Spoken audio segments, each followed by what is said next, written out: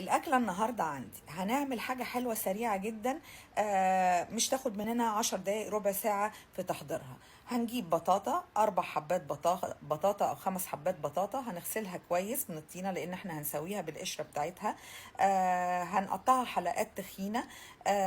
هنجيب صينية نهدي عليها النار، ونرص حلقات البطاطا اللي احنا قطعناها، وهنحط على كل حلقة معلقة سكر. مش هتبقى حالية قوي، ما تقلقوش، لان السكر ده كله هيدوب وهينزل في ارضيه الصينيه.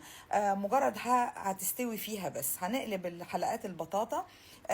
عايزه اقول لكم ان هي احلى، طعمها احلى من المشويه وسريعه جدا عن المشويه وخفيفه وهتعجبكم جدا.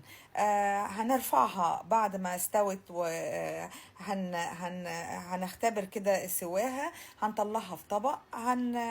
هنعمل بشاميل حلو ببقيه الكراميل اللي فيها. هنعمل مهلبيه، هنحط عليها جوز هند، رشه جوز هند، هناكلها ساده طعمها حلو جدا. رش عليها شويه جوز هند مكسرات، شوكولاته شيبس. هنعملها بالنوتيلا، هنعملها باي طعم احنا عايزينه. عايزه اقول لكم ان هي جميله جدا وسهله.